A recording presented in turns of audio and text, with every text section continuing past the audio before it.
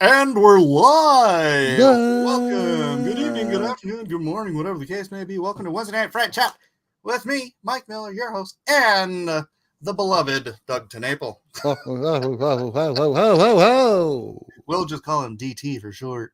Yeah, I'm DT. We've been arguing about stuff for the last 8 minutes, so I thought, you know what, we should do this live. So, Good discussion. what was your question regarding Ethereum? Oh, that Ethereum is slow, clunky, and inefficient. So people, this is the thing. Remember when you showed me like on Coinbase, like last fall, they were saying you can stake for ETH too. And I'm going like 5 ETH staked. Yeah. And I go, but if I buy ETH2, does it still count for ETH1? And, so if the future is going to be still on the blockchain, which is a maybe, but it could happen. What if it's on a different coin than Ethereum? Do all the people that paid into Ethereum get any of that? Or is it just screw you? You got the wrong coin. We've evolved. Well, realistically, 80% of the tokens that are on the blockchain are on Ethereum. They're ERC20 tokens. Most of the NFTs are Ethereum tokens as well. And so the market is already there. It's already saturated. It's really hard to fight first mover advantage. And ETH 2.0, I mean, I know they keep saying it's coming out, but eventually it will come out, right? You hope. It'll probably come out during this bear market. I don't know if that's going to change the bear market or what, but look, we're in for a bear market for the next year to year and a half, and this is the time to buy. If you're going to invest in anything, this is the time you go back and you look at the things that you've studied over the course of the bull market, and you're like, it's too high. Well, now it's on extreme discount. So I have been stocking up on Chainlink, Energy Web token, some of the stuff that I think is going to beat the bear market because it's real. You've always been a big Chainlink guy. Oh yeah. I've more than doubled, almost tripled my Chainlink holdings this last couple of dips. So I'm not touching it till it drops another 50%, which will be pretty. Give it the some thing time. Is Chainlink traditionally beats the bear market. I know, until this one. No, it's not. I mean, it's at 639 right now. I have it open on my screen. Yeah. I always have it open on my screen. But wait a second. There you are. So you're still super bullish. I'm out of most of my crypto. I'm out. Are you? When did you dump? Did you ladder out? Yeah. I got most of it out last year, and then I was probably only half in early this year, and then got another quarter out probably by March, and the rest of it out. I've been out for over a month and a half. That's smart. That's smart. I took a big chunk of stuff out in December, and I've been moving around. I pulled my stuff out of the stock market in December. Oh, really? Yeah. So I got out at the peak. Yeah. I wish I had followed through on because that was my plan, was to get out in March. But man, this was such a confusing market that I don't know. The bigger thing, and this is another question that I have to you, because the big dream of crypto, which I think came out to be largely not true, is that it wouldn't be pegged to the dollar to the traditional market. And it's clearly tracking the super trends of the whole world. And so if it's going to be its own legit economy, a standalone economy, it can't be tied to the dollar. It can't be tied to the ups and downs of the Dow. It clearly is. The problem with it is because it's an investment market. People think of it as an investment market instead of thinking of it as an alternate currency, which Bitcoin itself is, right? It should be the digital gold, but they're just thinking of it as another market. And when all of this kind of hits the shan, what do people do? They freak out, they bug out, and they're like, I'm going to hold my stuff in cash, and they pull their stuff out of the market.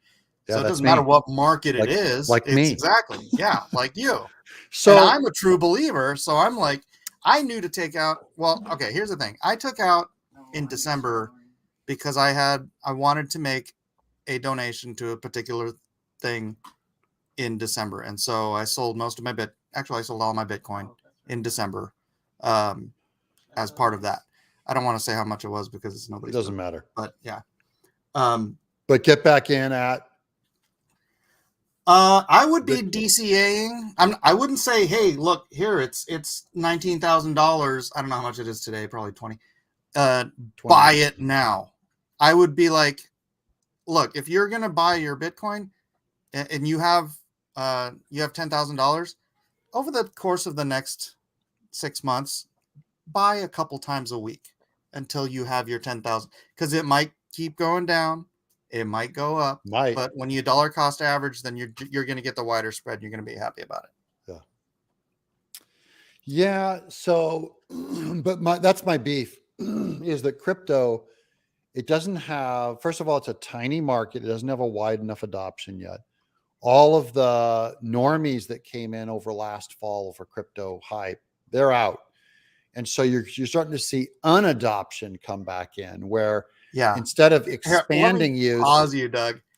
I've been through this whole cycle before, so I know what you're saying, but it's like, but in 2019 was Walmart putting up Bitcoin kiosks in their stores. Expedia.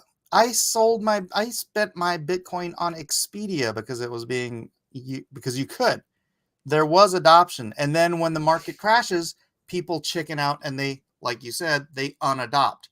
But a year from now, when we start ticking back up on that next bull run, so you won't concede that this last fall had a level of widespread mania and adoption that hadn't been seen before. You're saying you've seen no, it that. Absolutely does, and it will continue next bull run. Okay. It's the cycle. When it blows back up, there'll be mass adoption. No one will learn anything. All over again. Yep. And you're right. There's going to be people who are just like, nope, I'm out for good. I know people who did that. And I'm like, yeah, like celebrities, Jimmy Fallon, all those guys, like they're not sporting their Bored Ape NFT avatars anymore. People are ditching all that stuff. It has gone full FUD. Yeah. Yay, look who's aboard. Yeah, that's Doug. Hi.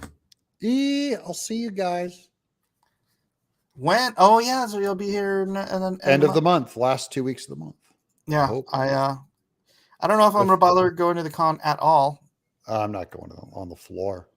I'll have cigars. If I don't know who's coming out, but I'll definitely go downtown and hang around. But I'm not going on that floor. Yeah, me either. Plus, there's plenty to see. All our friends will be there. You can set up meetings. We'll go to Hodad's. No. Yes, let's do that. And I'm going tomorrow. We're leaving for Vegas to do Metaverse Expo. Oh, that'll be a hoot. Yeah. Suicide watch at Metaverse Expo. You're so wrong about this. They'll be pulling. Mike, go have a counseling session with all the people lined up on all the buildings ready to jump off. You're just wrong. You're just Metaverse wrong. to zero. I know you've always said that. I have always said that, and it has come closer to true now than it ever has before. Well, no different. Well, okay. Compared to what? The cookie bot. Like, look up other side. So the flagship, the number one biggest. Why is CoinGecko not loading? There we go. All right, other side. Is that a token or is that? Other side is the land that Bored Ape sold 100,000 lots of. Oh, how about ApeCoin? Let's do ApeCoin. Yeah, look up ApeCoin, sure. Which, by the way, I never bought into ApeCoin. I never did either. I sold my mutant before they gave away just tens of thousands of dollars worth of ApeCoin. Yeah, ApeCoin was just the people who already owned Bored Apes getting rich off the people aping into ApeCoin. Yeah. That's all Yuga Labs did. That's all NFT projects do is they keep creating new product and selling it, which is fine. That's a fair market. But I'm only saying that I don't think the audience is going to be there to buy in volume anymore. And the audience was already pretty small. When you're talking about 10,000 item sets, 10,000 people is not a big amount of people in but you also have to remember Bored Apes came out, or was it CryptoPunks. Which one? One came out during the bear market. Yeah, Right. Bored Apes came out last April. CryptoPunks was way before that. I'm streaming. Can you be quiet? You can be quiet, but I love you. So I'm only saying, look at this. Look at the Bored Ape dollar amount. I mean, the ape coin yeah, dollar. it came out at $8. It is currently at $5. What, 3, 5. 5. So all I ask is, do you think in 2 months will it be up or down? In 2 months, if I had to say up, down, or still around 5, I'd say it'd probably still be around 5. I'll say down between now and April. No. It will go down. It will crater. I don't know about crater. If you push me against the wall, I'd probably say between $3 and $5. The reason why I'm only predicting that is because of how NFTs and crypto have proven to be tied to the market, and I believe the market, everyone's going to be spending their liquidity on gas, food, and rent with less and less income. I don't know. I wonder which NFTs you're talking about. I know probably the big ticket items. The big ones: Bored Ape, Doodles. Gutter cats. Yeah, but look at Goblin Town. Here, look at the. It's one of my collections, not Line's not cheap, but look at Meta Bounty Hunters. Look how this is going. There it goes. Yeah, but those are venture capitalist guys buying their own floor, I think. I don't know. No. I mean, floor price 2.8 is pretty impressive. Yeah, but I mean it's going up, still going up. So it's it had a nice peak over here of 3.6. It's down a little bit for the past, what's that, month or something? Mm-hmm. Half a month? Whatever. It goes up and down, but the general direction is still up. Right. It depends on the collection and what it's up, but people have their utility people is. have their ETH locked up in there, and the ETH is what is going down, in the last month. Yeah, but like I said, you get reflections on Meta Bounty Hunters, Online's Not Cheap, on Meta Labs Agents. It's a great utility. It's passive income. Yeah. You give a couple $1,000 and then you make hundreds of bucks every month for however long. I think it's supposed to be like 4 years they get reflections. I'm not quite sure. Reflections is their coin. Reflections is what they call the money that you get, the residuals. They got to be fancy with the words they use because the SEC is a bunch of a-holes. Right, because you can't pretend like it's a commodity, even though it's clearly a commodity. Clear fraud. But other than that, it's fine. It's allowed. It's legal fraud. That's all. Butters says everything is going down at least one more time. Yeah. I don't doubt it. I think one big drop and then a slow, small malaise. Gentle malaise. Where's the I could show you all the cycle graphs and everything, and it's pretty consistent. But there's no guarantee that human behavior will continue that exact pattern that it's done before. That is, the past is not a prediction of the future. It never is. It's just, you can say that if all of the underlying metrics are the same, then it will tend to be the same. But you don't have the same underlying metrics with the economy that you had in the last, say, 4 to 6 years. You have a different ground lay now, and speculative investments do not do well in people get more and more risk averse, especially when they can't pay rent, they can't buy gas. It's the amount of liquidity that's going to get drained out of the market that concerns me. And that'll hit the stock market. It's going to hit everything: stock market, housing, across the board, shipping, food. I want to launch another Indiegogo campaign. I mean, the printing and shipping concerns me, and the market will be soft. So I'm just saying, across the board soft, but it hits crypto more because it's more speculative, and then it hits NFTs even more because they're even more speculative. Yeah, but to play devil's advocate or angel's advocate, I don't know, somebody's advocate over here. Because you have such a limited base Yeah. you can even with 10,000. Hey, get out of my freaking drink! Kitty. Yeah, it's trying to drink my Yeah. iced tea. And I'm you know, talking you- largely about normies and consumers, not the billionaire whales where they can tie their money up with. But even in these cases, man, you don't need, when you're only selling 10,000 units of anything, and that's your entire marketplace. You don't have to find 1 million people to give you money. It's you 700. give them something of value that they want, and they're willing to plunk down $200 or $300 for. Yeah. And there you go. Yeah. Bob's your mom. Yeah. Whatever the. So I do think this is something I predicted last year too. As I go, like, look, these NFTs are not going to stay up in this price range. They're going to get down to normie land. And once they're in normie land, it's a much more normal market, because the market doesn't lie. It's just the dollar amount of what things are worth. They go up and down with the super trends. And Right, it's gonna be all. Yeah. Yes. He's having too much fun on this game. Yes, Jeff, Bob's your uncle. How dare you assume his gender?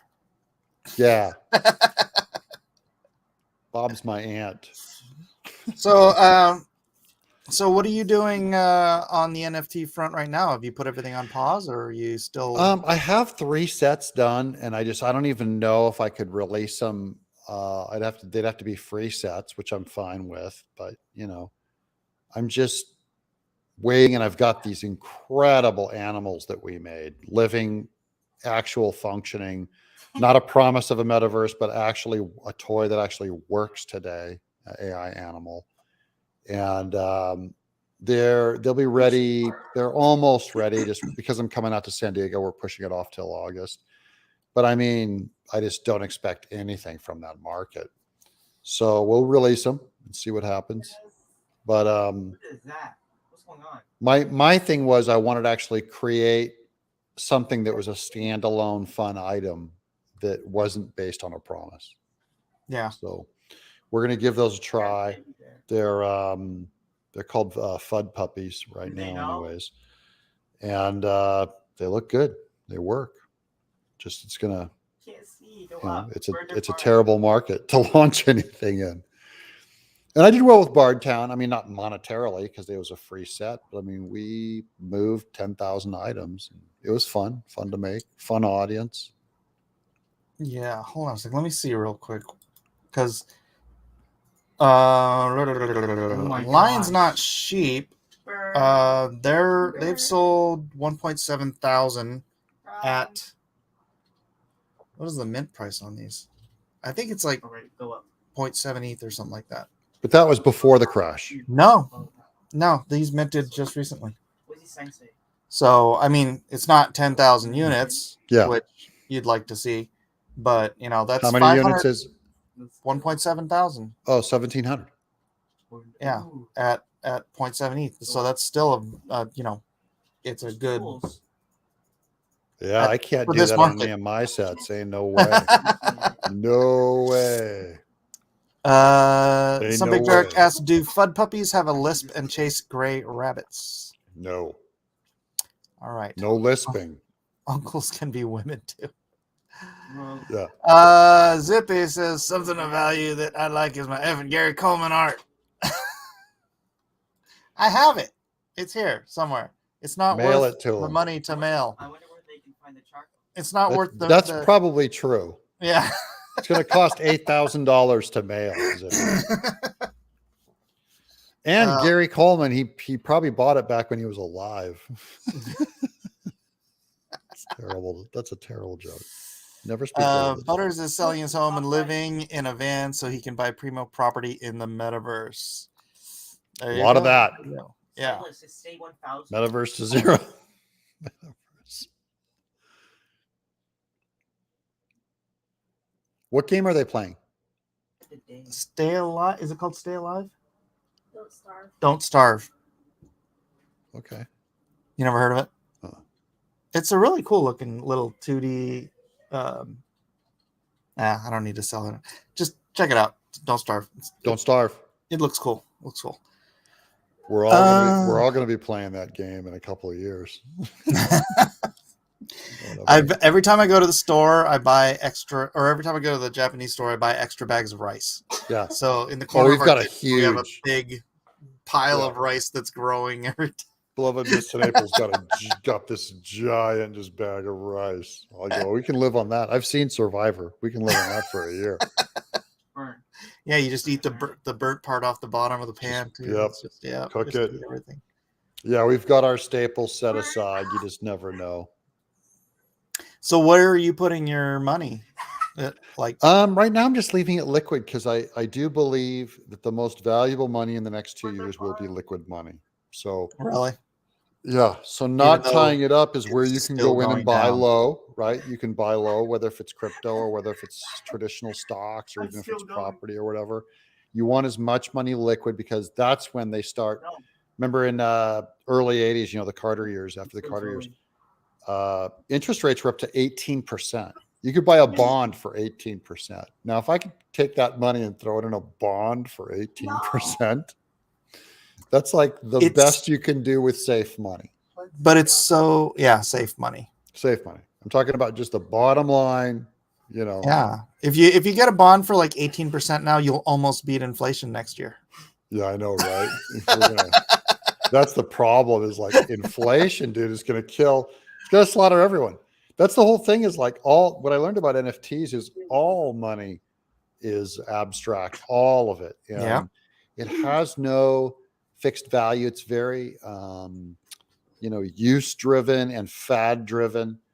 And all that's going to, and so much of the market, the tech market right now is collapsing, stuff like Peloton just bottoms out. You've seen huge cuts in Amazon and Facebook. Anything that's not like stuff that you need to survive and live is going to have a pretty tough time. Yeah, didn't Netflix just fire 300 people? Yeah, but Netflix. I mean, they should have done that anyways. Any company that has blown up over the last 8 years, right? There's a lot of fluff. They're not getting rid of anyone. And now it's time. You can cut 10% of any company and not change your output at all,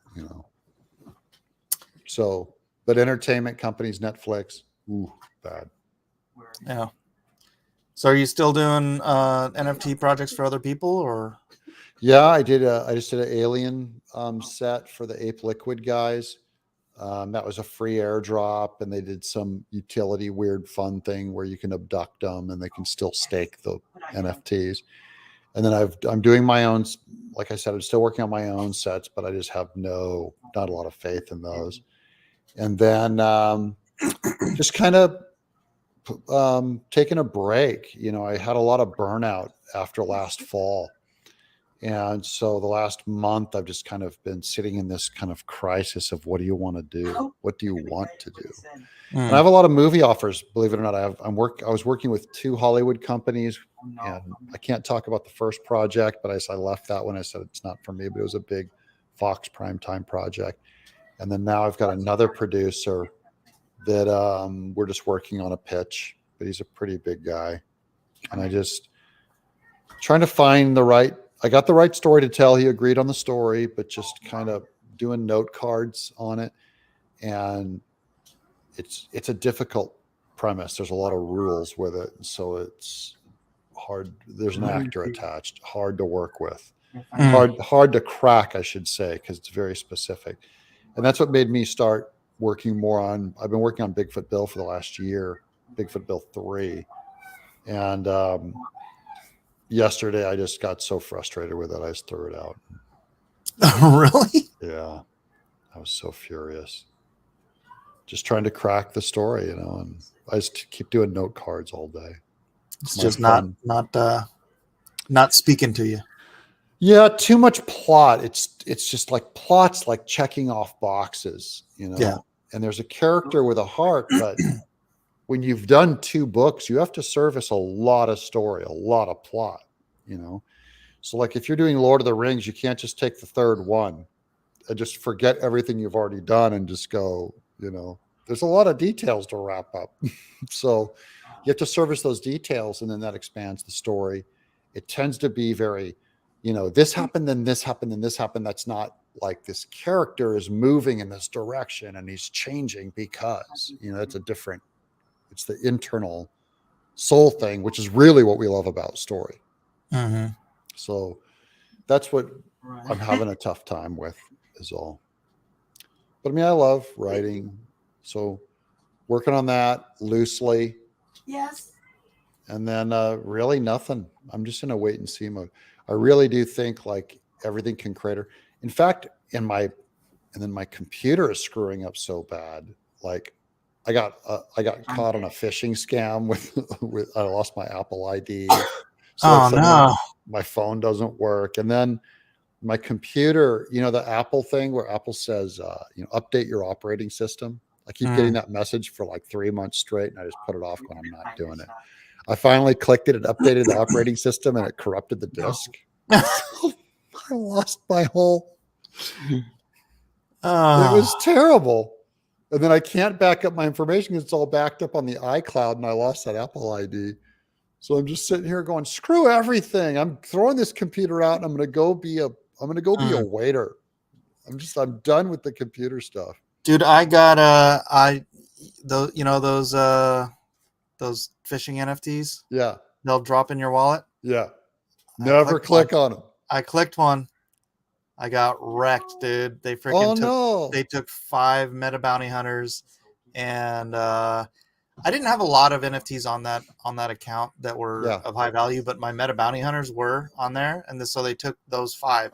I was like, oh, man, it was like hated it. It was probably, I can't remember how much it was total, but it was a significant. The guy that got me on the phishing scam, he was impersonating Apple. He took everything. When you do get back into crypto, Doug. Oh, I have a ledger. Okay. Yeah, I have 2 ledgers. My MetaMask was not locked. Yeah. And my new MetaMask is. So I just don't have any NFTs of value. That's how I solved that. Haha, I win. Oh, did you dump? I sold all my Illuminatis. I had like 8 Illuminatis. I dumped all those. Yeah, you had some good NFTs, right? I did. Yeah. I'm out now. I got rid of my I'll poop it. I got rid of Moonbirds, all that stuff I was out of. Well, I lost a lot on Moonbirds. Oh, really? Yeah, I should have sold at the peak. I could have done about 20 ETH on those, man. Yeah, I think about that. I have NFT worlds, and they went up to about 18 ETH each, and I had 4 of them. And boy, if I'd have just sold out at that peak. Yeah. Moonbirds went up to 38 or 39, and my dad was telling me, "You go sell them. Are you crazy?" I go, "No, Dad, these are going to 100." And they go right. They drop straight down, way below the floor that I bought them at. I'm like, ah. My dad's all, "See, Doug, I told you." I'm like, "Dad, you don't know anything about NFTs." I'm just teasing me. I told you, this is all a scam. Oh, I love them. Yeah. So I'm just not, I'm just looking for I'm going to be looking to get into other stuff. And I don't even know. I don't know what to do. I'm sticking it out, man. NFTs are my, but like I was telling you. I see a lot of you guys out there and I'm laughing, but it's cool.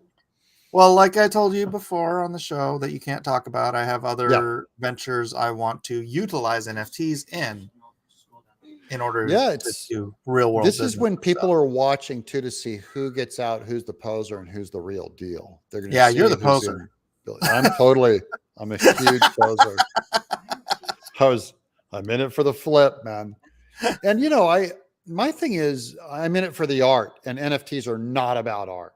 So that's my beef is when I thought it was about art, I was totally gung ho on it. And now that I realize it's not about art, it's about almost anything, but it's about when floor go up. It's a commodity, and that's just, I dig it. I don't mind playing that market. I don't necessarily want to create for it. Yeah, I don't know. I love the community. I do. Yeah, the community's fun, but we have communities. I have it in crowdfunding. I have it in NFTs. I have it in YouTube. I have it on Facebook. That previous community that we were in, though, was it makes me think that not every community is a good community. Oh no, that's You can see that. I see that on every community, though. I mean, not our current communities or Well, anything. But our current NFT communities. you are just look filled with out good across the people, communities, so, and you just see them just act like complete degenerates. And I just Yeah. think that's the nature of large social media online communities. I just don't. I mean, I look at the Board API Club, dude. I look at that community. I go, I do not want to spend one day with these people. Like you see I'm all their not. parties and stuff, and you Yeah. just go, that's just not me. You know, Yeah. not my thing. Well, the TCG World NFT TCG Metaverse community is also a pretty good community. So it should be fun when that's actually up and running. I should be in the alpha pretty soon here. Kind of irritating me that I'm not already in the alpha, but they got the. We'll be playing it at the convention. It's actually being put on this weekend by TCG World. So. Oh, okay. And it's in So you Vegas. So I just just did gotta the drive line. out. Is Rusty Oremus going to that? Do you know? I don't know if Rusty's going. I gotta Isn't reach out to him. he in Reno or something? Where is he? Oh, he's in Durango, Colorado. Oh, Colorado. That's Out right. in Colorado. So what's your next project? You did the Lions. The next one that is coming out, we're in the middle of the marketing system for crypto chads. So that's my own personal one, and that's going to be hopefully coming out in the next month or two. And then, but they have to get all the marketing ramped up and everything like they do for all these other ones, because I would like to sell. I'd love to sell out. But the cool thing about the chads is that 2,000 of them are free to everybody who owns a monkey. So I it's own a like, monkey. though it's a 10,000 collection. The degenerate monkeys? You'll be one of the Funky Monkey Frat House. No, but I got the degenerate monkeys, the 300 forbidden ones. Does that count? Oh, no. It's got to be a frat monkey. Oh. But so if you have a frat monkey, you can go and mint a free crypto chad. And the crypto chad's going to be 0.25 ETH. So if you get a monkey below 0.25 ETH right now, I think the floor is like 0.14 or something, which isn't bad considering they minted for 0.0777. Right. But yeah, but no. So what I was saying is just visually, it'll look good because we'll have 2,000 of them, for free. So it's like it'll be a 10,000 mint, 2,000 placed, 2,000 already going to be gone, right? And then whitelisters, and then we have to sell another 7,000 because we're holding another 1,000 back for the pirate mint, which comes up after that. And then after that, we're going to do the Cyclowns, that's going to have reflections like the Meta Bounty Hunters and also the Chad Utility Project. Explain reflections to me. What is that? That's the coin or whatever? No, yeah, that's like the revenue, like passive income generation from when you hold certain NFTs, like the Meta Bounty Hunters, Lions and Not Sheep, or Meta Labs agents. Like they have a separate investment pool thing they do, and then they take the profits from the investment and they disperse it to everybody that owns the NFTs. So it was pretty good because the 5 I had before they got stolen, in like a month and a half or 2 months, I already made enough reflections that paid off one of the 5. So like 20% of my investment was already gone. And, I could have just flipped one of them because, I minted them at 0.65 and now they're, what were they at? 3 something? I don't know, 3 ETH or something like that. So yeah, that utility is what's going to be in the Cyclowns. And then I'm working on some other stuff. One is based on a movie. I can't really talk about it yet, but it's I can tell you off air. Game of Chones. No, I'm working with this other guy, and he's one of the VCs on a movie project with some pretty big stars. Cool. And it's an animated thing, so I'm doing a NFT collection for that. And then I'm also getting, for like all these ones I do for the Meta Labs agents, I get paid a very decent comparatively, rate to do these NFT collections. And they've got one more that I've done that should be coming out after Lions Not Sheep, and then I don't know if they get more coming in, then I'll do those as well. So I do have an income stream outside of like my investments and outside of the NFTs that I've sold or whatever. Sweet. Yeah, I so- don't. I'm just hanging here, rotting on the vine. Yeah, but you pulled all your money out already, so you're good to go. I did. Stuck it in your walls, right? No, you just eat it. You know, it's easy come, easy go. Easy come, It is. easy go. It is. And I've got to do. I don't know what I got. That's just weird. Is like I'm at this place where I only want to work on projects that I really love, and a lot of the projects, that I'm involved in, I don't really love. Creative projects, comics, movies, TV shows, things like that.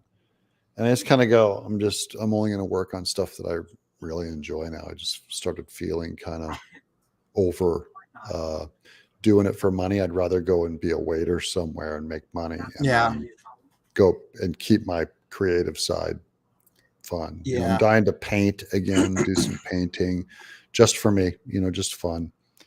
And then the problem is the income. You got to do something that generates income. So. Yeah.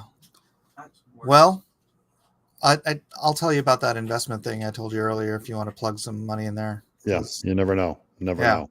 Wouldn't mind looking at it. That does well. I gotta jump. The kids are watching Minions. All right. Yeah, the one that just came out? No, Minions 2. They're going back to the library, I think. Before gotcha. They got all the new one was number one. Oh yeah, it's huge. Knocked Maverick down to number 2. Oh man, you know what I liked? I Elvis. watched that Everything Everywhere All at Once. I watched. Oh yeah, I want to see that. Oh, it's fun. Did you see Elvis? I did not. Are you a Baz Luhrmann fan? I am. Yeah, dude, I loved it. It's great. I like his Romeo and Juliet. Yeah. Strictly Ballroom. Strictly Ballroom, I love. Is fantastic. Moulin Yeah, Moulin Rouge. It's good. And then before that, I saw the Nick Cage movie, which was really fun too. Oh. The Unbearable Weight of Awesomeness or something like that. It is so good. Is it really? Yeah. I'm shocked. I was going, man, I'm shocked. That's good. So I saw Nick Maverick, Cage. that, and they're all three completely different kinds of movies, but really fun. So. Yeah. It's just great actually going to a theater and seeing something you really enjoy. Yeah. Yeah, I guess. It's like, wow. They can do good stuff. Yeah, they can. They really can. I mean, I'm telling you, man, the Nick Cage movie, it was super fun, super well done. And then the Everything Everywhere All at Once, super creative, like indie, reminding me of like the late 90s, kind of like the Michael Gondry, the Being John Malkovich type movies. Oh, just really fun, John really quirky, Malkovich. really fun. All right, I'm gonna jump. All right, man. I was gonna ask you about Terminal List. Haven't seen. I don't know. Which one's that one? It's with Chris Pratt. It's a series on Amazon. He's basically the Punisher. Okay. If you have to boil it down, his stuff. Have you heard it's good? Oh, I just finished it today. I liked it a lot, but I'm a huge Chris Pratt fan. So I'm a Chris Pratt fan too. So yeah. Well, give it a shot. You might like it. Good story, good character. I'm in. The great DT, ladies and gentlemen. If you don't follow him, then where can they follow you, or do you want them to? Okay. It's best if this is the only show I show up on. So then this is like rare content. See? Yes. It's secret. Don't tell anyone. Yeah. And I'll see you in San Diego, buddy. We'll hang. Yeah, buddy. All right. God bless you, my friend. I'll see you soon. See you all. Oh. That was Doug Tenaple, ladies and gentlemen, inventor, creator of Earthworm Jim, Cat Scratch, Bigfoot Bill, a bunch of other stuff. A lot of stuff from the 90s you may have remembered. Started watching the first episode of that Chris Pratt series. It's kind of boring so far, but it's the first episode. I loved the first episode. Was like the first scene in not the first scene, the second scene in Lone Star when they're in the caves, right? Or they're in the sewer hunting the vampires. I'm like, that's the Lone Star team. It's so rad. No, because I want Chris Pratt to play Lone Star. So I don't know if he will now that he's already done that scene. Demonetized. What's up, Nolan? All right. Well, ladies and gentlemen, I guess it's you and me. Matt is out doing a family thing. No. Kevin is out doing a family thing. Matt is out seeing Thor: Love and Thunder, which I want to see too, but some people have an issue with it. I'm sure Jiminy does. And so it's just you guys and me, because I don't know what is happening with Siege, and I couldn't get a hold of Elliot today. I don't know why my nose keeps itching me. I think it's cat hair. But anyways, let's turn this into a little bit of an AMA. If you have any questions, let me know what's on your mind. Let me share this out. Not pause, mute. And share. Let me see. I can tweet it. And then I can copy this and send it to the Discord. General chat. Everyone, I'm alive. Anyway. Ask me anything, and I'll be here for you. Gosh, I have so many bloody windows open. Yeah, it's hard to find where I'm at. All right. That's not the right window. So thirsty. Do you need me to jump on and keep you company, Mike? It's Jeff Potts, people. It's Jeff Potts. What should I do? He asked me to come on. Hold on. Eden? Can you make me some more iced tea? What? Yeah, I'm streaming. More iced tea, please. Incredibly lazy children. Bring on Jeff. Do it.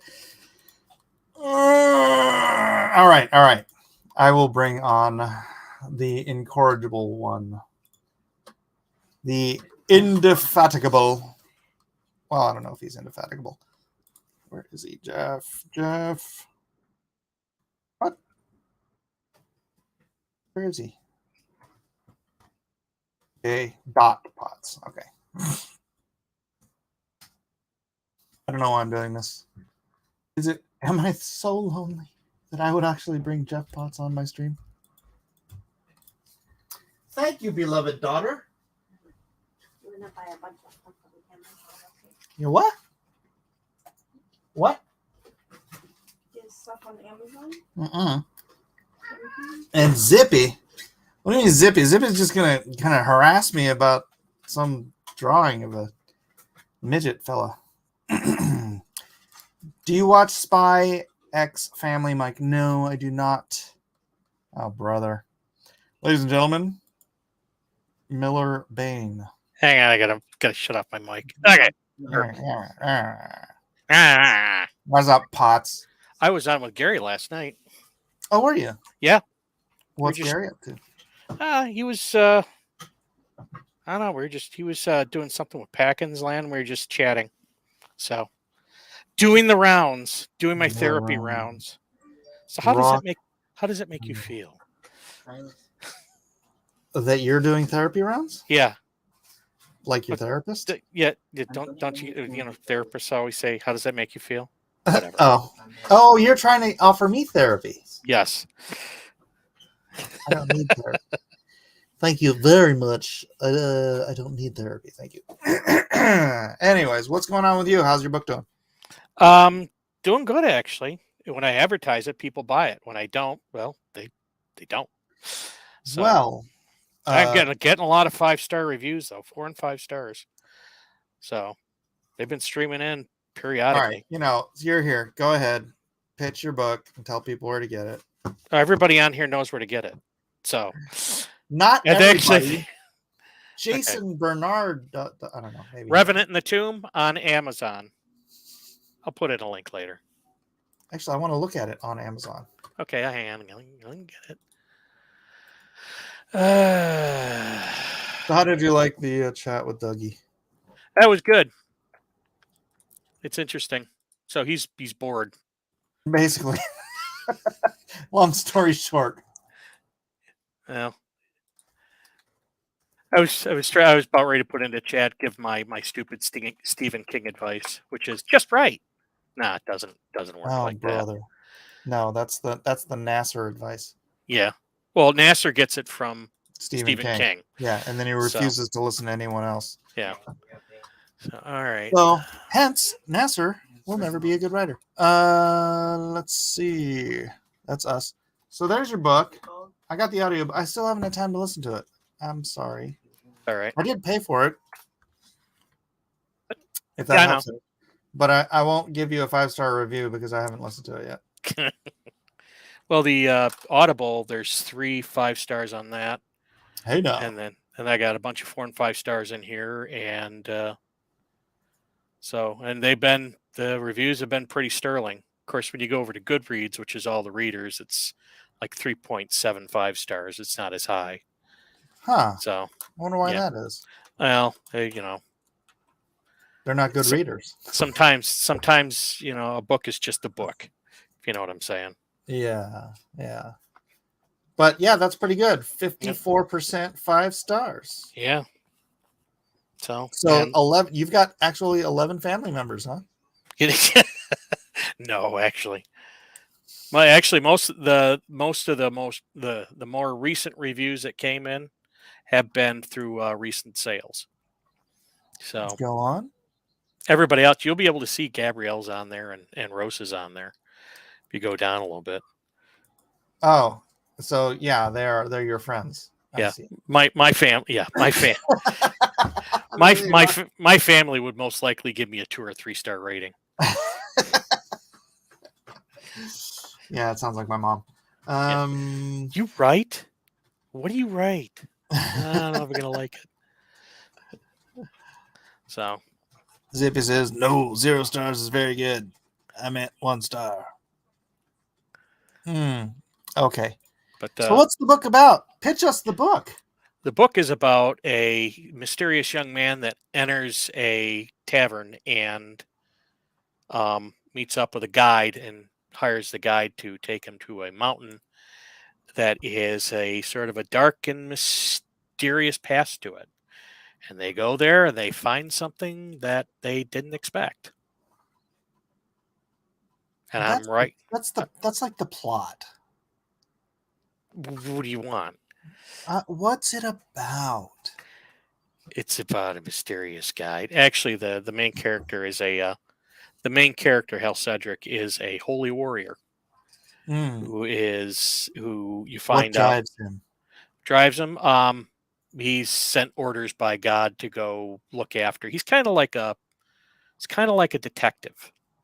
Mm-hmm. So he's checking out rumors of things, and this book goes and checks a tomb.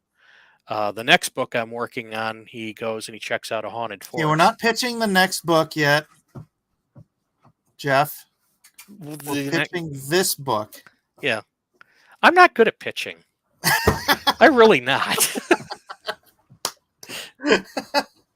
I went through 50 agents and like 20 different frickin' 20 frickin' different small publishers. Just goes to show you how badly I pitch. So Zippy says, "Come on, Jeff, that old story." Yes. So, but no, it's received a lot of. I've been actually surprised by the feedback. This was a complete experiment. I didn't know whether I was any good at writing. I didn't know whether whether my writing was compelling, whether the story was good. And originally I wrote this book to give it away. And then when I tried to give it away, nobody really wanted it. So The only way I was going to make a name for myself was actually, selling it. Perfect. And that seems to be working. So There you have it. Ladies and gentlemen, Revenant and the Tomb. I'm still not sure what it's about, but it sounds great. well, that's the whole mystery. That's the allure. You don't know what it's about, but it's got an allure to What it. is the inciting incident? Like I don't even know what that term means. I keep hearing that term. I just write a frickin' story and hope that it's good. All right, what takes your key character from his normal static life and drives him into the tale before us? Well, most of that's in the background. So that's the stuff I cover in the next book. But he's sent on a mission out there. You find that out later. You find that out later in the book. But he's going there just to check something out. I did a video once called "How to Pitch Your Story." Yeah, and I would still suck at it. Did you watch that video? I probably did, and I probably didn't catch it at all. I am not good at pitches. I heard that. Yeah. Oh no, I'm looking at YouTube. My bad. Oh, anyways. All right. Yes, Stephen. Don't be ordering stuff on Amazon. I'm streaming right now. I'm in the middle of a stream. Hi, Eden. I can what? Ah. No, that's not how it works. The whole point of keeping your money is so you don't spend it. Because she will. She'll spend every dime. If I just give her all the money. Yeah, my kids are the same way. Of course, I was the same way too. Then I got married. Oddly, I was not. I hoarded my money. I kept it very blood. That's why I was able to just buy my first car. That's why you're so good at investment. Because you know the value of money and you know how to manipulate it. You know what? I used to think that there was value to money, but since they just printed 80% of the money supply in the last 2 years, I really realized that there is no value to money. Well, I mean, Not really. wealth. From Jason Bernard. The inciting incident assumes that the book first establishes what is normal state for the protagonist, and then there's an incident that changes the situation to start upping the stakes. An inciting incident, one might say. You know who probably knows about inciting incidents, Jeff? Who would know? Clint Stoker. Hey, Oh. Hey, Hello, sweet cast. What's up, buddy? what a great introduction. Hey, thanks, Mike. Thanks for dropping me a link. Appreciate it. I'm in the middle of a show. Mom, I'm in the middle of a show, man. Mom, want I'm me to on make them- speakerphone. Mom! Clint, what's up, dude? How you been? Busy but good. Yeah. Busy. Are you Yeah. still doing GUI? Not so much. Well, kind of. We shifted gears a little bit. You got to build in the bear, Clint. build in the bear. Yeah, Build your audience. Is that what you're saying? in the bear market. Yeah. Oh Yes. man. Yeah. So I mean, I am having such a hard time with the YouTube channel and making it grow. that has been tough. But I think part of our problem is we were all making videos on a Monday, like all in a row, and so it was hard to be timely. Maybe that was it, or maybe I think maybe it's just my personality. I'm just not good at it. But so yeah, we've been working on other promotional routes, like Discord and Twitter, and they some of the guys have other sort of angles that they're taking, but they've actually found some success on Twitter with growing. So it's more like shifting gears to Twitter as opposed to YouTube. Yeah. Hey, Jiminy Cricket. There is a Yeah, you need to bring Jason in. there's a book. Why do I need to bring Jason in? Do I just need to bring the whole audience in, and then who's going to be watching the show? He's an artist, dude. Memory says, "Wow, the writer of Dracula." It's true though. It It's is. true. Yeah. We'll Not- sell your book to my 24 viewers. That's cool. No, you don't need to promote it or anything. I'm happy to hang out, but obviously, I am in a campaign too, so that's fine. Yeah, I don't know. I get the whole thing about pitching and all that kind of stuff, but it really does. I think it just really drags down the show. Yeah. Like with Jeff's book earlier, I couldn't even get him to pitch the damn thing. This is Jeff Miller Bain? I'm sorry, I don't It's know Jeff that. Jeff Potts. Jeff Potts. Okay. Yeah, he did this book, which I did buy the audiobook for. I just haven't had time to read it yet or listen to it yet. It's called The Revenant in the Tomb, and it's got some really great reviews. Cool. And I was trying to get him to pitch it, but apparently he doesn't even know what it's about. So Well, I know what it's about, but I'm afraid to give it up. I don't want to give away too much. just all right. Allure, mystique, leaving questions in the minds of the readers. It's about allure, mystique, and questions. All right, Yes. Yeah. So slice of life, I'm sure. slice of yeah. It's just great Hello, cover. Let's go. Gary. How was the guy that read Moby Dick again? Yes, he was. Who was the guy? It was George Kennedy. Gary liked. Gary was. We were looking for an audio book of Moby Dick that he really liked, and it was George Kennedy, the actor From who the read Dirty it. Dozen. Yeah. Yeah. Dirty Dozen and like Iger Sanction, and I mean he's like in almost every freaking movie in the 70s, especially every Wow, disaster how's that? movie. Cool Hand Luke. I didn't know you could name them. Yeah. My boy can eat a dozen eggs. He gonna eat 50 eggs. Airplane. That's right. Comics Fair. Cool. So, Clint, since we're this is more or less a frat chat NFT crypto thing. What do you think? What do you think about what's going on in the old markets, NFT markets, and crypto markets, etc., etc., etc.? Yeah.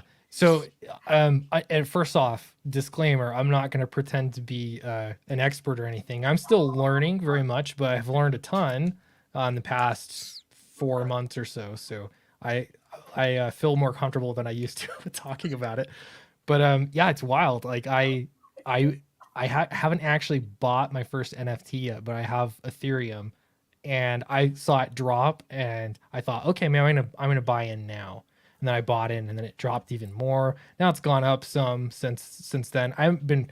The end of the day, I was like, I'm not gonna worry too much about it. But what is more striking to me is how people are talking about it, because I mean, it's not, to me, the exciting thing about NFTs is the technology behind it. Like the fact that, I mean, that's not going to go away despite prices dipping or raising. It's how you utilize it, Right. And so that's what's more interesting to me. So I'm not really, I mean, it sucks to see it go down, but that's kind of like expected. Like you're going to have ups and downs. So, but That was I'm an more interesting conversation I was having with Doug prior to the show going live, was that it's not even so much NFTs having utility, right? It's in the broader scope of why NFTs are going to be so ubiquitous in the next 10 years or so, is that NFTs will be the utility for other companies, yeah. right? Mhm. Being able to get in and out of a contract as easily as buying or selling an NFT, that's going to change the world for so many businesses. Yeah. Right. Yeah, It's they're already looking at financial markets looking to get heavily into it because it provides uniqueness, and it also allows stuff to kind of get lost in the network. So you can't it's not something you can just easily find and copy. Mhm. Yeah. And honestly, there's that part is not even again, like to me, it's like I've made enough videos on, hey, there's all these big companies that are buying into NFT, like in a big way, they're investing in that space. So it's not like, oh no, the NFT market, crypto's going down. Like, it's no longer going to be at that hub. Well, they've already invested in it. Like there's too many people in it that are there to make it work for the utility that it is. Just that. It's not about the value, current value. But so I don't know. That's more interesting to me because the game space is where I saw the most when Ethereum was recovering. The game ones that were game related did the best. They had the best recovery. That's interesting. That's again because I think digital. There's more of a clear digital, utility there, and I think the more that it becomes more clear in different aspects, that's where you'll see stronger recovery and more stable. Adoption and adaption to Yeah. NFTs through gaming is going to be. I usually say it's like in 5 years there won't be any games being made that aren't using NFTs. It might be 10 years, but somewhere between this next bull run and the bull run following, every game is going to be tied in with NFTs at some stage. It's going to start Including with Final Fantasy. mostly probably the sales of the games will be NFTs. Yeah. Yeah. Yeah, I mean, it's right now it's just like an innovation race, which is interesting. But Yeah, it's what's Final Fantasy Phoenix? What's their name? I gotta think of the company. They bought way into NFTs. They sold off Tomb Raider just to invest into it. Really? The IP. Yeah, it was probably a couple months ago, but I mean that's huge. Now I'm driving me crazy what the name of that company is. IDOS? Someone can help me. Who owns IDOS. Final Fantasy? BlackRock. Oh no! Wait, Tomb Raider was IDOS. No, it's Enix, Square Enix. Square Enix. Square Enix Did they owned. buy Tomb Raider from IDOS, or did they just buy IDOS? I'm not sure of. They owned several game developers, so they were like the umbrella company. Oh, They- okay. They sold Tomb Raider to the same company that bought off Dark Horse Comics, and all their IP. So that company is going to do some interesting stuff with IP, I'm sure, soon. That'll be interesting to see. But Square Enix, their CEO said it's all about NFTs. So they're going to make it so that he just hinted at buying and having NFTs help you create the game. So like there's I don't know, but that's all he said. But it sounded really interesting, and Yeah. it's been in the news on and off about it. It is really sort of the Wild West. It's kind of it's like when the internet really started coming into being, and everyone's like, you have to have a website for your business. Yep. It's like everybody needed a website for the business, even though it's like your business clearly doesn't really need a website. And then like, well, then what can I do with a website? And then you're just like trying to figure out how to integrate a website with having a business. It's all happening again, but with NFTs. Bingo. You had during the .com bubble, you had everybody and their brother putting in a website, and then you had all these people sinking money into these websites that were producing, B2B services for companies that, there was really no customer base there. And what happened is it created a bubble. And then when the gig was up, the bubble collapsed. But the thing was that what was being done had genuine value. It's just that people rushed in without thinking about what they were going to do that created the bubble in the first place. Yeah, people were throwing money at every stupid like mom and pop dog washing website, right? And it's like, well, it's a website. It's going to be worth millions. I better invest, all this money. It's like, and that is what's happening with NFTs. It's or it was during the bull run. It's like every NFT that dropped, people were just throwing millions of dollars into it. Like, well, thousands of people throwing hundreds of dollars each, which ends up being millions of dollars per project. And then 90% of them are like in the dirt. But that's just like the .com. And I'm just wondering if it's like the .com bubble, but on crack, because everyone's already sort of like used to this system, and so all this money come in. It's like the .com bubble took a while, right? It took a couple years before it burst, But like NFTs, it's like a few months and it's like, whoa, Yep. right? But then we're going to flatline, we're going to normalize, and then we're going to build. Bears are for building, right? You got to build that market up. You got to build the utility into the NFTs and the NFTs into the utility and make it worthwhile, something worth investing in and holding, hodling for dear life. So I got a question for you, Mike. Yeah. I can see first off, I have to recognize Zippy the Unicorn doesn't seem to be a big fan of NFTs yet, but that's okay.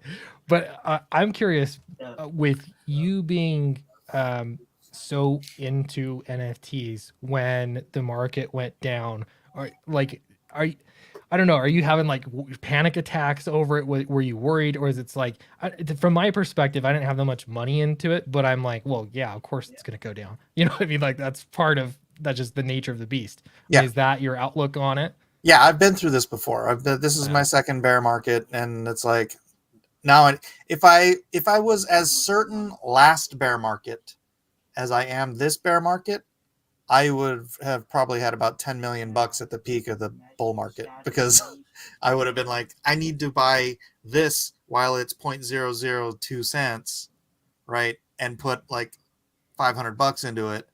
And then during the bull market, when it went 1,000x, I would have been a good time to be like, Yeah. all right, let me cash a little bit of that out. Right. Yeah. But now I'm like, I know, because I've been through it, and people who were into it before that, they knew last time, and that's how they got crazy rich this last bull market. But yeah, if I had just, but I do know, I know this time around, and I know it's cyclical. So I know that there are certain, well, this isn't to do with NFTs directly, but certain, like, small cap or smaller cap cryptos out there that I know are like Energy Web Token, right? Or Chainlink. I mentioned those both before. Energy Web Token, they're legitimately building out infrastructure with like real energy companies so that people can buy and trade energy. Like you've got solar panels, you can use this crypto to be part of a system that allows you. It becomes the currency of trade for an electrical grid. Right. So and you're like, it's tied. That's not going to fail. Well, I mean, it's the numbering system and how you keep track of it, but the actual commodity is energy, which people want energy. Yeah, the people that are figuring that kind of stuff out, how to make that work, they're going to be so rich. Yeah. So when it just tanked by like 80 something %, I was like, all right, this is when I want to, when you want to buy. And I'll probably, if it stays down over the course of the next year, I'll just keep picking more of that up. I'll be picking up more Chainlink. Here, where's my list? I'll tell you. This is not financial advice, anybody, but I'll just give you some of the ones that I think are probably good for. Dang it, I'm not signed into my port. Hold on, let me do it. Right, I got an OP dog says, "What year is that strat, Clint?" This is an American strat. This is my first American strat. I was so happy. But it's a 2022, or maybe it's 2021. I'm not sure. I bought it at the beginning of the year, so it's no, I bought it last year. 2021. Oh wait, so I can just new. sign up. Sign in. There we go. I am human. What do you mean sign up? Sign? Oh my gosh, so annoying. Log in. Yeah, one of the hobbies I was doing was making guitars. So. Oh, no kidding. Oh, cool. Yeah, I have a bunch of bodies and half worked on next line around before I started writing. Everything came to a halt for that. All right, so I'll just name off a few here. I think that since we're still down pretty much, like a lot of these are down 79%, 74%, 90%. Half of these are going to be dead, I'm sure, next time. Gosh, I have so many small caps. But even though I'm not personally going to invest anymore into Decentraland or Sandbox, I still think they're probably good buys to get while they're down, because even though I think TCG World is going to be the more dominant, because I think by the time the cycle starts up again, quality is going to be more important than first mover as far as metaverse goes, right? And Decentraland and Sandbox, I'm sorry, they're just crap. They're terrible games. There's no gameplay. It's like, look, we have a 3D world and you can buy land in it. And So they have a bad pitch. Yeah, well, I mean, like seriously, there's only like 1,000 or 2,000 people playing it. Yeah. Decentraland. And that's the better one. I honestly, that kind of stuff I'm happy to see as that matures, and the stuff that's more fluffy. I'm sorry, the art aspect of it, I feel like is gonna narrow down more, and it's gonna be the better. Like, it's not just always gonna be cash grab for whatever, you know what I mean? Like, it just felt like well, this seems like it's gonna be good. Like the stuff that has more staying power is gonna be good art. And then stuff with utility, and then really I think most of it is going to be in video games, like you're saying, energy. I've seen venture capital companies using it. Like, there's just so many other things in the world besides art that I just think it's starting at art because that's the most obvious. Yeah. Shearer's started. Brian Shearer's stuff started to move not too long ago. Oh, is he doing NFTs too? Yeah, he's got Shearer bots. Oh, cool. Sheer robots. Robots. And Sheer robots. but he's sort of dropped off the face of the earth right now. No way. He's trying to get Gunship Thunder Punch done. I loved the first one. He did. Do you see that? Right. I'm gonna be able to point to it right there. That's Beast Wars. Oh, really? Yeah, that's Ryan Ox. That's original from Brian Shearer. Oh, really? Yeah. I was like, I hired him to do a trading card, and I was like, can you also do that for me? So yeah, he's awesome. Brian's got these live streams are fun. Brian's live streams? Oh yeah. Brian's live streams are pretty fun. Yeah, they're fun. Take opinions from people who play Roblox. He's got Brian has a very dry wit. Helicopter does look good. Some great impressions too. Yeah. He does. The man with the golden voice. Maybe It's not his the only voice, impressive thing but, for the whole thing. you know. How's it going, Latch? Brian is my second cousin who Mike is supposed to send my art. How is that the connection? Yeah, because Zippy refuses to dox himself to me so I can send him his art directly. So I'm supposed to send it to Brian, but I haven't. And it's been, a year? Has it been over a year yet? I think it's been about a year. But it's just a stupid little Gary Coleman piece. Let's see if I can find it. I think we're standing on. Oh, there we go. I found his NFTs. Yeah, that way. It's the shack. It's around here somewhere. I got too much crap in here. No way. I'm in the shack.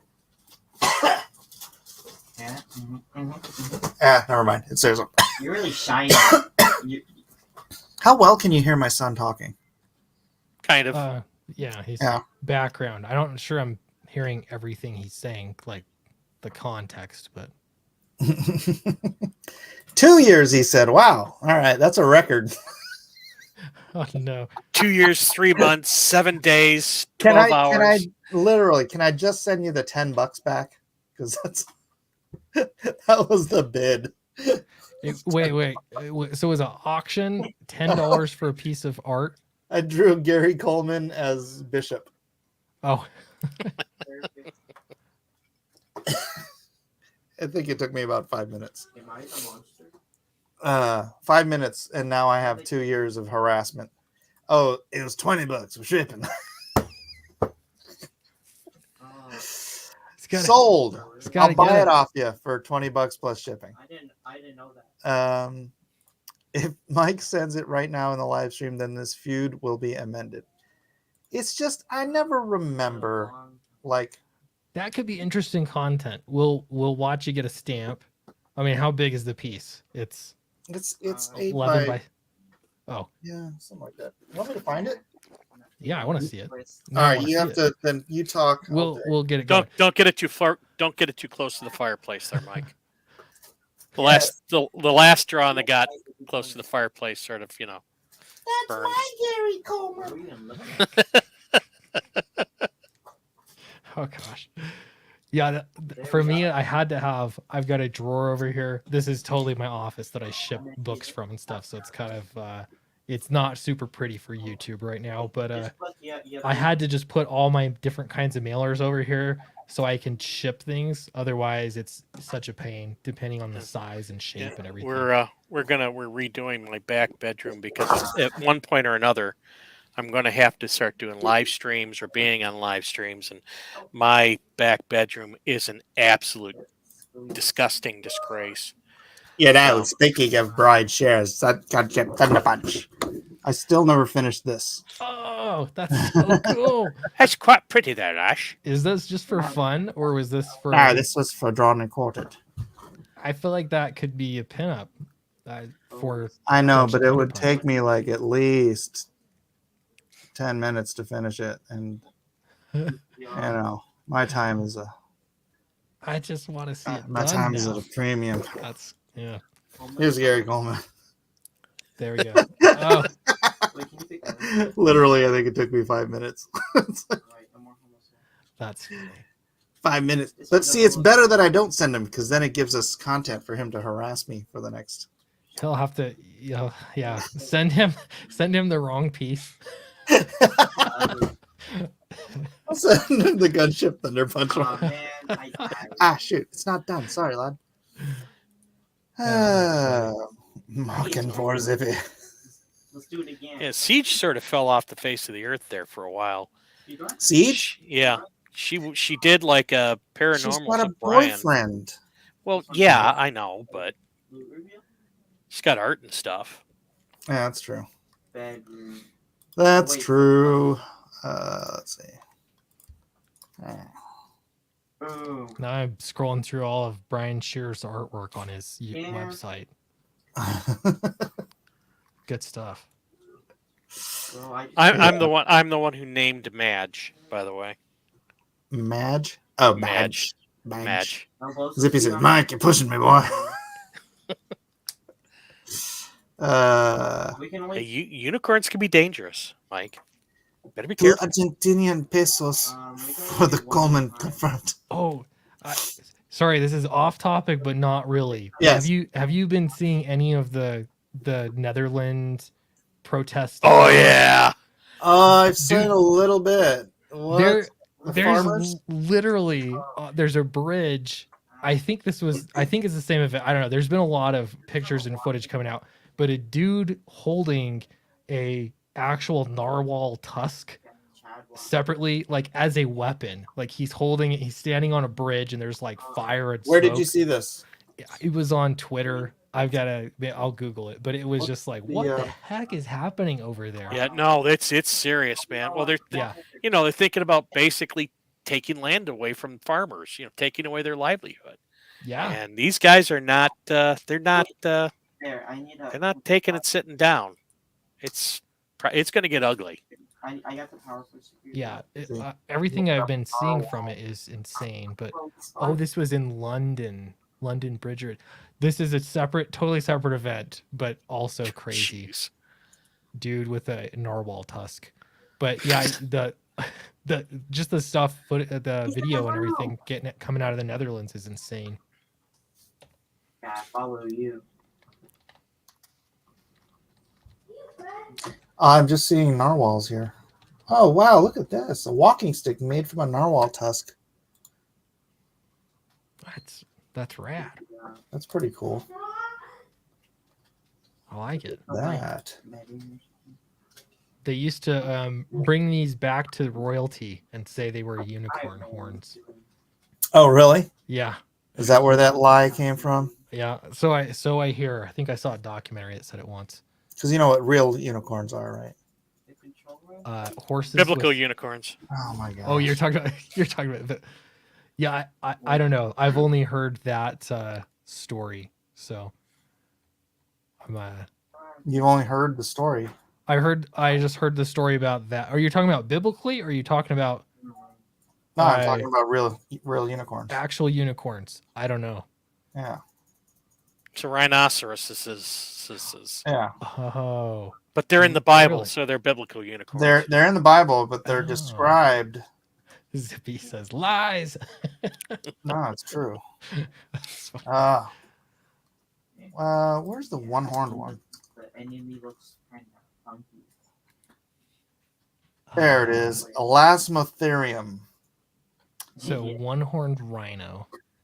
Here's a picture of one. Oh, those are cool. Not a beautiful. I wonder what Zippy weighs in, but is that a distant relative right there? Like, look at that horn. Oh my Yeah. goodness. That's the rhino that Marco Polo describes in 1200. Wow. That's the rhino that the Bible is describing as being, you can't bridle a rhino.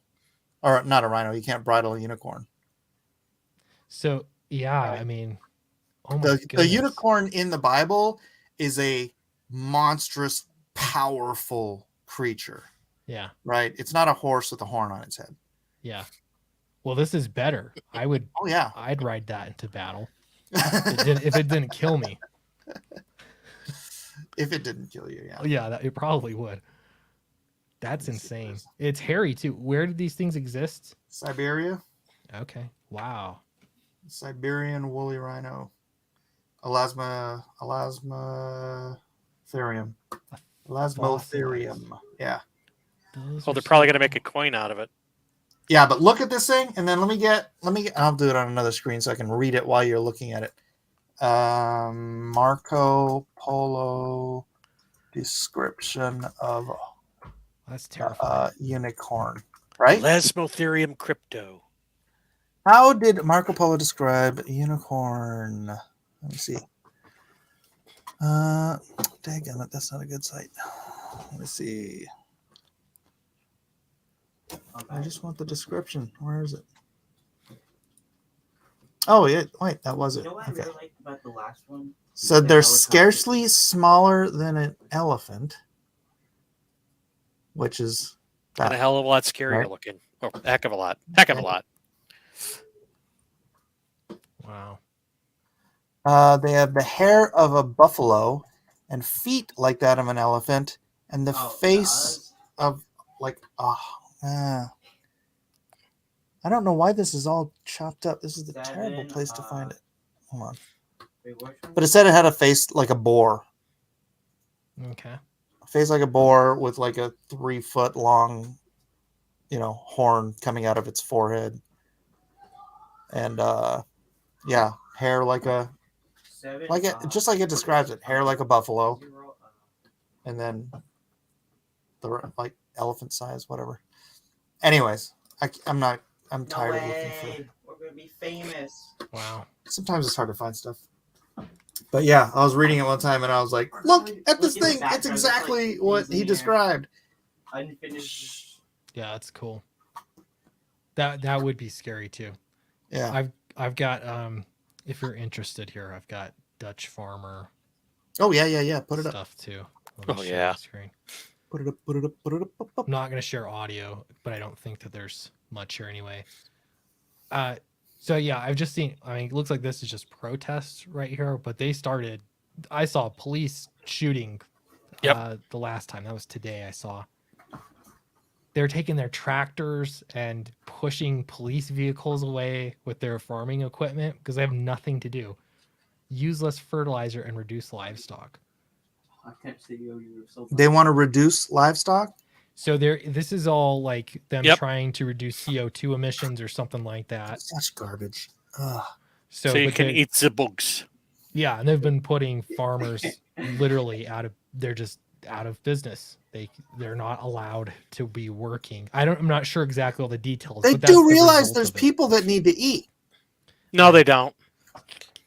These you got to understand, man. Those people in those governments of bureaucrats, they are completely detached from reality. Yeah.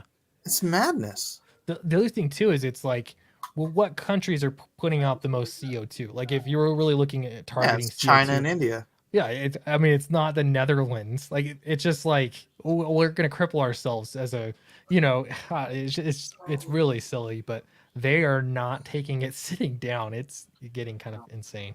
Yeah. What is it? That's about it. Netherlands is like one of the largest. Netherlands is, I think, one of the largest beef I exporters, turned it on. or maybe it was just meat in the world. Meanwhile, Netherlands is like out fishing the oceans and Yeah, but no, I mean they have. overfishing I and think all that stuff. I think they're like the largest in Europe, and like one of the largest in the world. Jason Bernard says, "Let them eat cake." Yeah, but see, the thing is, for cake, you have to get flour, and that comes from the Ukraine. I couldn't even see it after the round. So soon it'll just be let them eat crickets. No. Yeah. We're so small. Let them The eat. bugs. You will It's the eat bugs, it's the the bugs, and you will like it.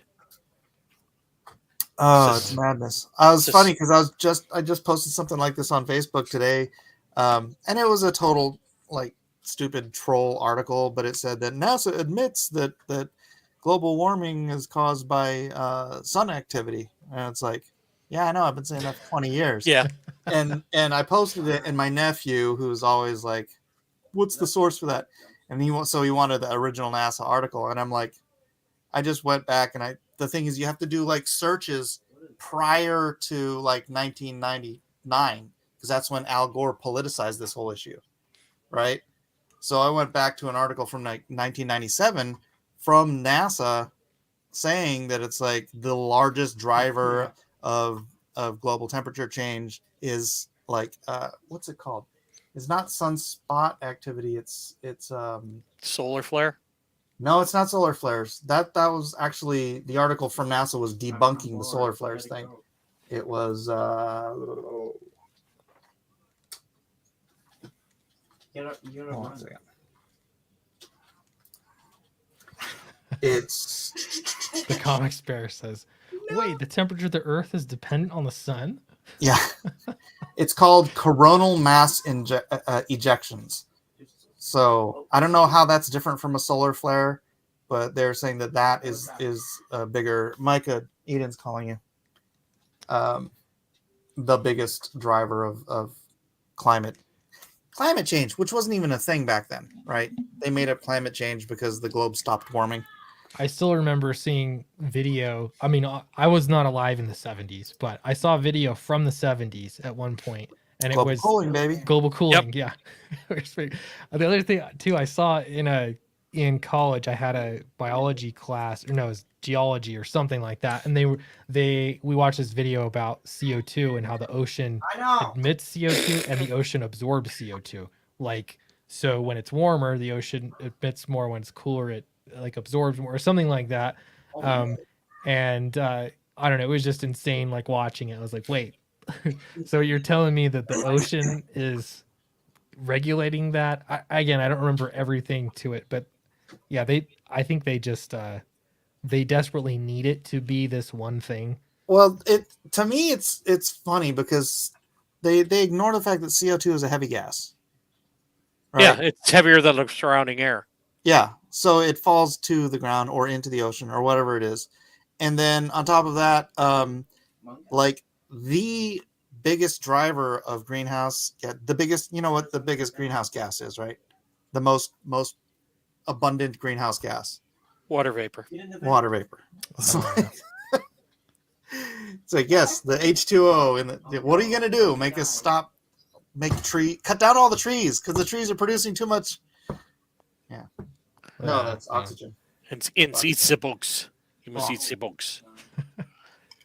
I don't know. We have to stop the water cycle.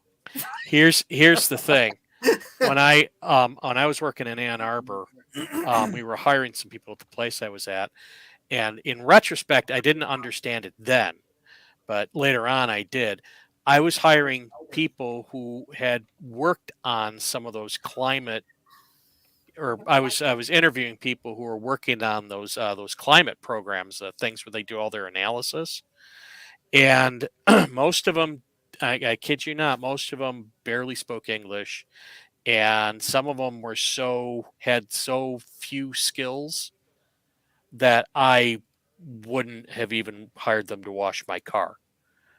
So these are the people that are writing the software that is doing all of this analysis, and they couldn't even answer basic questions. So that tells you what those programs that were doing all the collation and the and like I said, the analysis of the data, that just goes to show you the low quality of it. Yeah. And this is what's driving it too. Did you see Yeah. this? Gluing themselves to this is The Last Supper by Da Vinci, I believe. No, that's the one by Da Vinci's Yeah, apprentice. the Last Supper was Oh. painted on an actual wall, wasn't it? Yeah, that I think the other Okay. one's in France or something like that. Regardless, like this is because they did it to oh gosh, another expensive painting like last week, but they just glue their hands to it. The frame it looks like, but still, I don't know. It's just weird. Like this is what is driving policy decisions, or like people are afraid of people like this. It's just weird. Just shut down the section and Elbows wait till the up. glue wears off. Yeah. They got to go to the bathroom sometime. The next layer of skin has to grow in for that Yeah. layer to It'd be great if they could just remove the painting, or they're like, oh, that's actually not, that's just the one we put up during the day. They do that sometimes. The real one's at the back. So we'll just close this room off and you guys are, we'll leave you to your own devices. I think a Sawzall would fix all that. Yeah. There's either going to be a lot of sawdust or some. No, it's not what I was thinking. It was going to be left behind. Yeah. Just have a couple of guys walk up there with Sawzalls, and you'll see them leaving skin on the frame. Yeah, this is crazy. The other one was I thought it was a Van Gogh. I want to check before I say false Van Gogh. things. But Yeah, it was. If I remember correctly, it was. let me see. Apparently they've done more than that. Oh, that hurts, Mike. what? I'm just confused. What? Jeff can't pitch pots?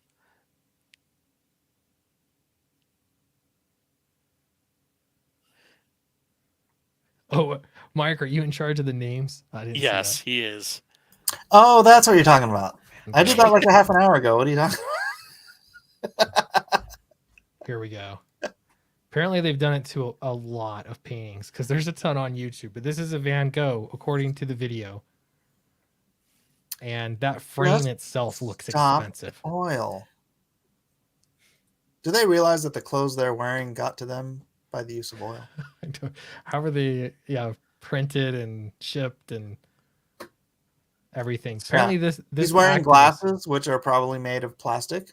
which And is- the shoes, Those oil. shoes. Yeah, yeah. the belt.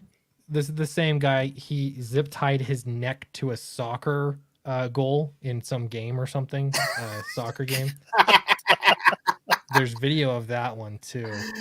Oh my gosh! It's the Darwin Awards is going to take on a whole new meaning, like in this day and age. Like I just saw something about some 13-year-old kid telling his mother he wanted to get a vasectomy because of Roe vs. Wade. Oh, His gosh. mother was so proud of him, and it's like,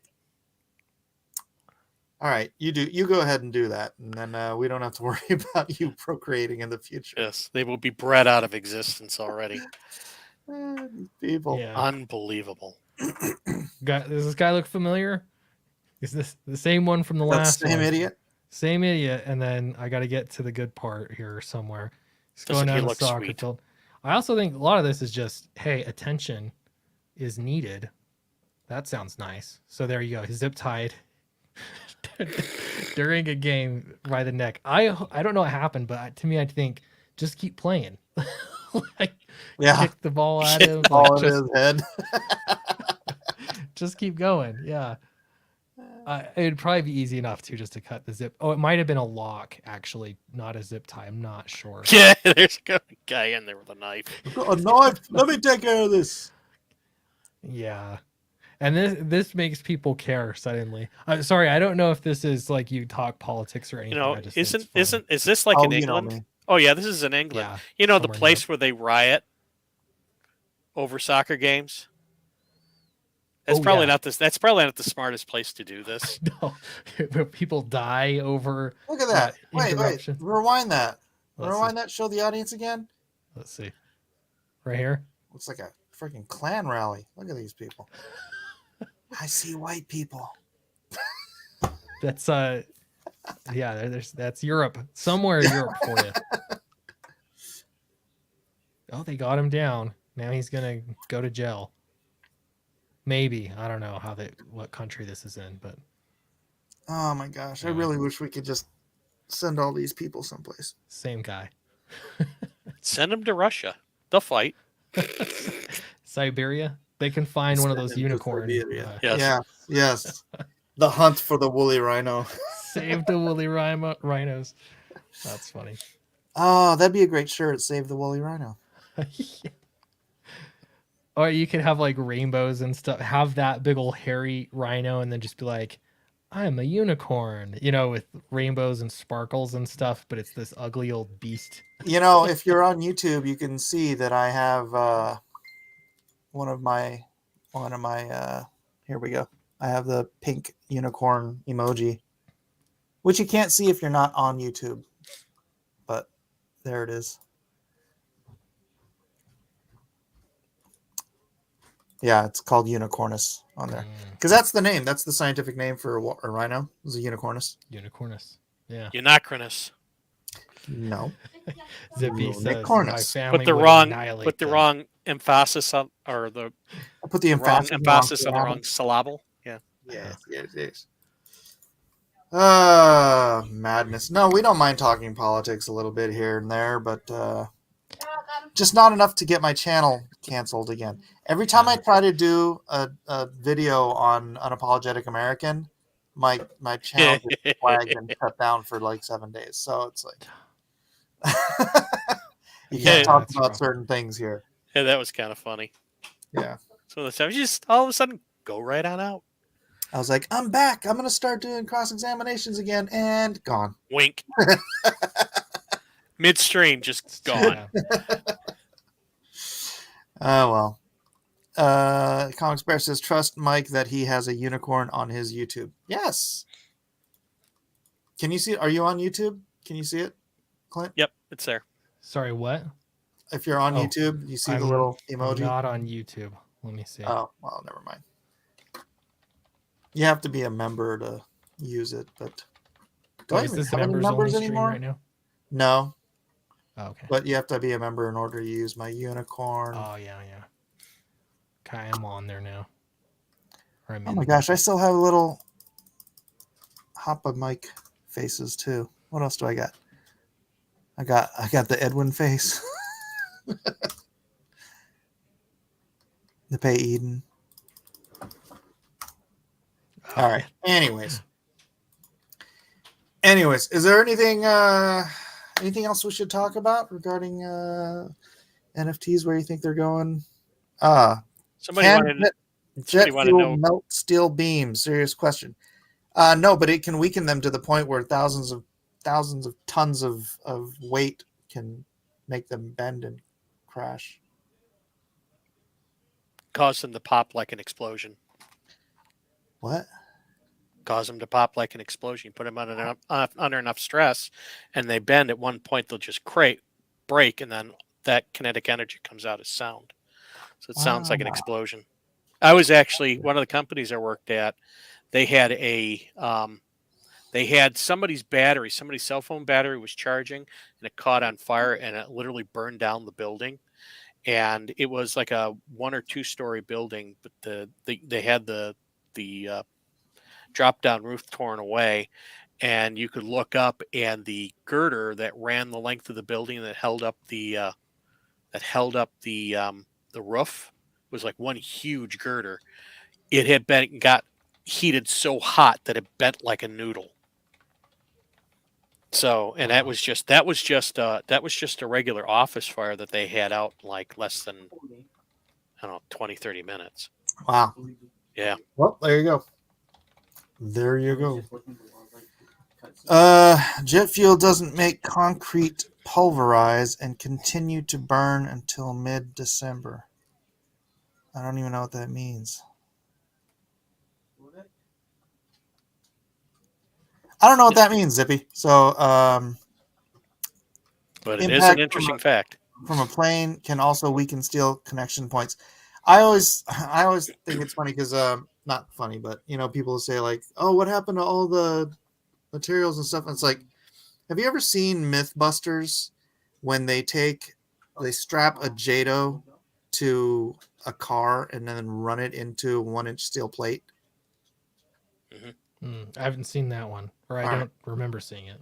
It literally disintegrates. The car, everything just literally turns, it atomizes. What myth were they busting? Was it 9/11? No. So there's this myth, and I've heard it since I was a kid, that someone strapped a JATO. You know what a JATO is? Jet assisted takeoff rocket. Okay, yeah. They strapped it to their car, and then they went airbound and like smashed into it. And so, yeah. But it destroyed the car though. Which makes sense. They did one where testing the myth that if you speed up, when you're approaching a moose or a moose is in the road, if you speed up, that's actually bad. Don't speed up when you see like a deer or a moose in the road. Slow down. Let me see. Now this doesn't have. I don't think this is the right one. Not the Impala. Where's the one where they? What a fun job that would be to just blow stuff up every day. Oh, those guys! Those shows are hysterical. Yeah. Especially when you bite. Let me delete the rocket part. See if they have the other one. There it is. Oh, okay. So in this one, what they did is they Oh, it's crashing into the car. yeah, they sent the rocket towards the car instead. Keep going. So they got a But rig just to watch keep it what happens straight. here. Oh, that's. The car just disappears. Oh, wait, no. It just Can't see. vaporizes. So far, it hasn't even moved back an inch. Yeah, That was lame. Holy cow! So this is just the sheer force. just the force, right? So when people are like, "Well, where's all the parts to the plane?" I'm like, in the air as dust. Wow. The car still Right. hasn't moved. The car isn't crumpling; it's just disintegrating as it goes. Will it show us what's left? Was it literally? Yeah, there. nothing? I mean, by the time it gets in, I think there are a few little bits and pieces or whatever. But Fun fact: the Mythbuster guys hate each other. That's true. They both said that. oh, really? Yeah, they didn't like each other. They just got along because. Maybe it's not even damaged. Wow, that's wild. Crazy, right? Oh, yeah. I think. So let's see the. Jump in.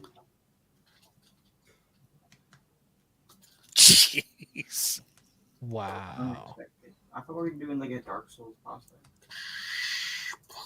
That would have been epic. Look at it go! It just disappeared. Oh, Just my freaking goodness. blah, nothing. Seeing it at a higher speed too is like, Yeah. wow. I want to see the aftermath after the. There's the bumper. dust settles.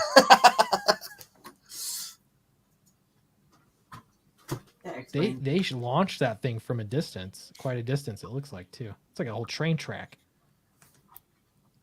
I think that's what it was. Where Whoa! are you? Oh my gosh, that's so cool.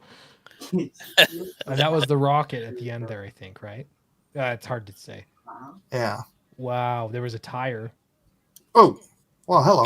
I don't know what that's about. More high-speed crashes. I don't see your shot. More Your shot is- Smashing. Oh, there's a head. Yeah. A dummy, I hope. Yeah, but I mean, imagine like that's metal, right? That's like an engine just got Yeah. disintegrated. Yeah. You think a friggin' like a human body is going to be found in that kind of a? You're hitting something at like what was it going like 700 miles an hour or something, and it's just forget it. Yeah, So. that's wild, man. Anyways, go watch September 11th, the new Pearl Harbor. You can thank me later. On the green one. Again, it's just that's an argument that doesn't hold water to me. So I've Yeah, seen a few of those, and I love conspiracy theories. So I'm not one to shy away from a conspiracy theory, but yeah, that's just you'd have to have so many thousands of people involved in 9/11 if it was a scam. Yeah, it would be massive.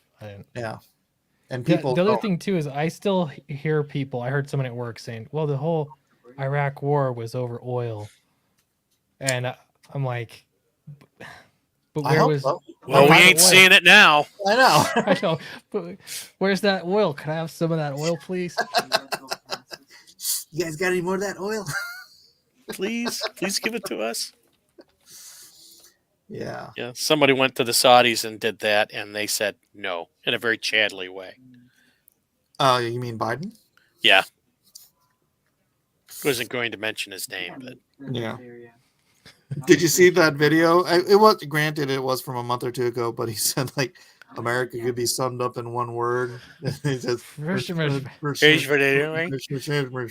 well, apparently he put the Medal of Honor on a guy backwards. Oh, did he? Yeah, What I an honor. I saw a video on that. I think on Gab.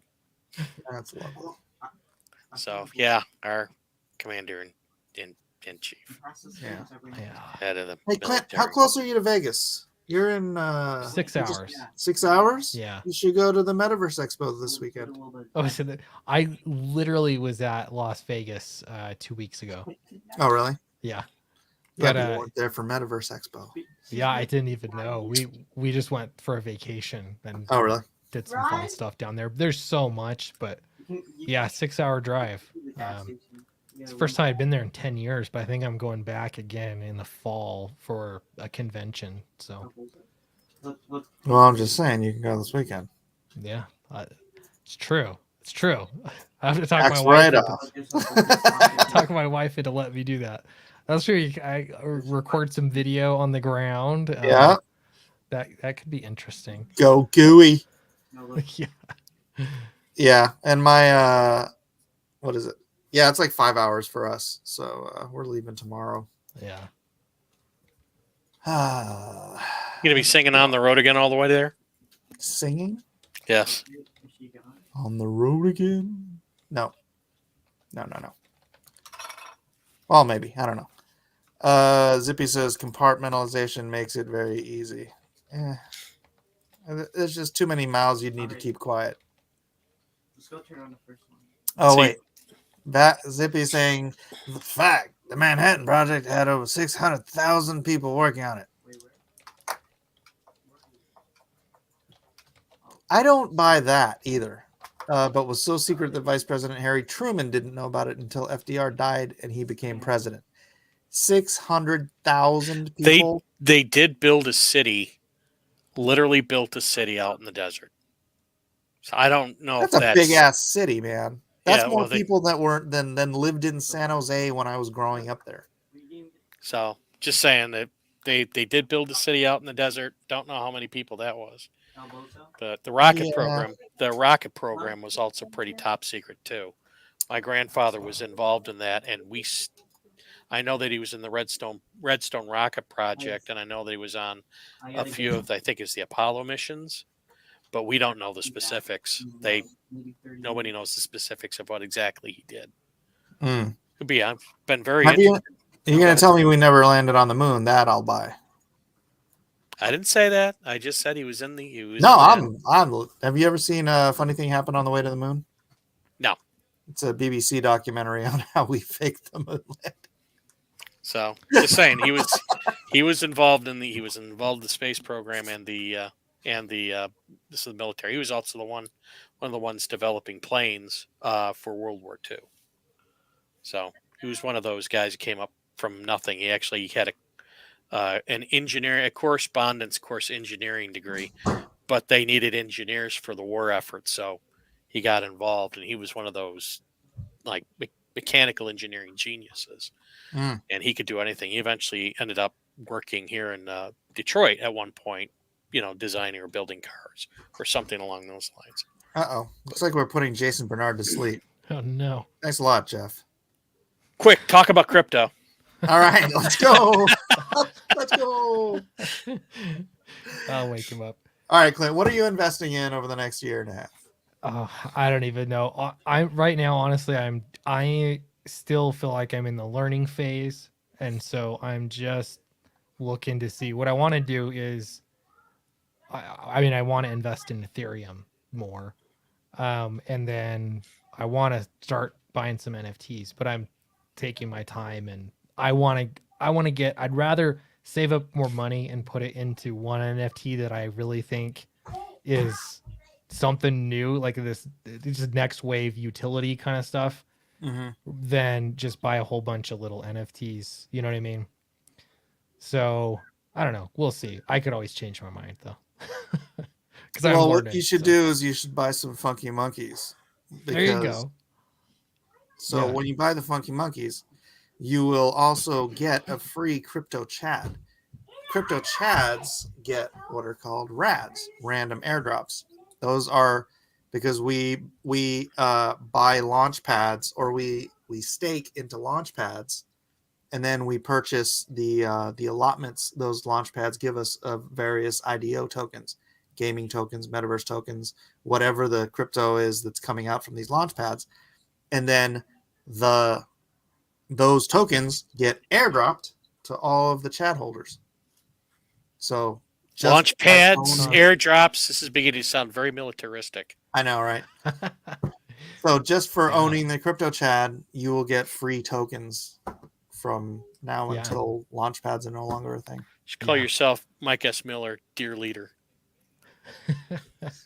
Yeah. You could that could be the next series of NFTs. That dear leader, that'd be pretty good. Yeah, I put $100 into Ethereum, and I don't When it know was what it's at. 4,000.